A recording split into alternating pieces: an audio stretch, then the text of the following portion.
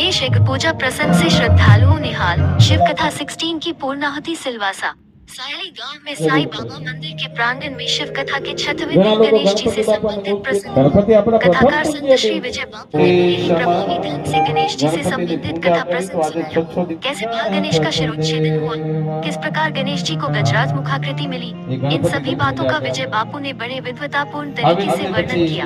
श्रद्धालुओं ने बड़ी ही तन्मयता से समग्र कथा प्रसंग का रसास्वादन किया। गुरुवार 16 मई को शिव कथा की पूर्णाहुति होगी। शिव कथा सप्ताह के दौरान रोज शाम 7:15 बजे महाप्रसाद हुआ। सबसे महत्वपूर्ण साई धाम परिसर में देवाधिदेव महादेव के भव्य मंदिर के निर्माण के लिए भूमि पूजन किया गया। साई राम सेवा समिति अपने संस्था प्रमुख माधुभाई पटेल की अगुवाई में समग्र आयोजन को सफलतापूर्वक संपन्न करने में जुटी है। शिव कथा का रसपान लेने पहुंचेगी सांसद कालाबेन देवकर और अभिनव देवकर। सकेत भाई, साईं राम सेवा समिति द्वारा साईं मंदिर में जो शिव कथा चल रही है, कब से शुरुआत हुई है, कब समापन होगी? श्री साई राम सेवा समिति के द्वारा जो शिव कथा का आयोजन किया है वो 10 मई से शुरू हुई थी और आज 6वां दिन है। और आने वाले कल के दिन 16 तारीख को आखिरी दिन विराम ये होगा। तो सारे सिलवासा के शिव भक्तों को निवेदन है कि भारी मात्रा में आए और शिव कथा का लाभ लें और साथ ही साथ महाप्रसाद का भी लाभ लें।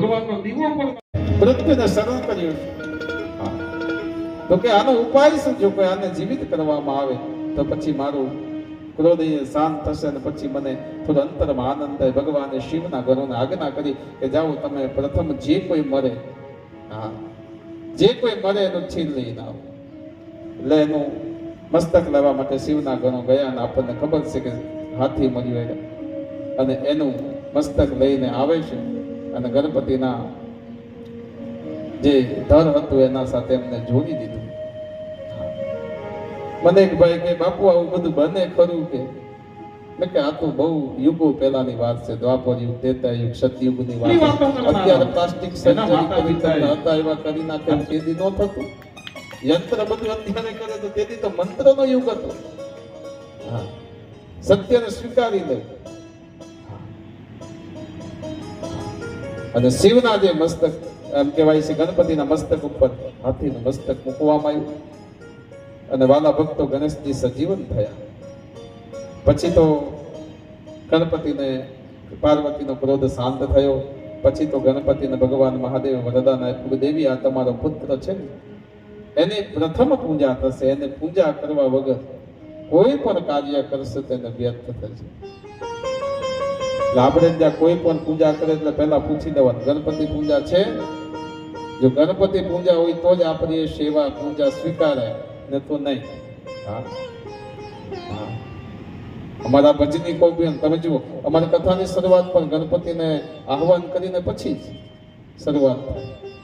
હા, જ્યાં સુધી વિઘ્નહર ગણપતિની પૂજા નથી ત્યાં સુધી વાલા ભક્તો યાદ રાખજો આપણને કોઈ કાર્યની ફલશ્રુતિ પ્રાપ્ત નથી થતી। ઘણાના ઘરે તો ગણપતિ બાપાની મૂર્તિ હશે, હું તો ઘણા મંદિરોમાં જોયું તો બાપાની મૂર્તિ છે જ બધા ઘણા। ગુરુ અને માતા પિતા અને ગુરુની સેવા, જેના જીવનમાં 3 બાબત હશે એ પરમ સુખને પામે। એટલે માતા પિતાનું સેવાને આપણે ત્યાં તો કેટલા મહાપુરુષોએ ગાયું ને। હા,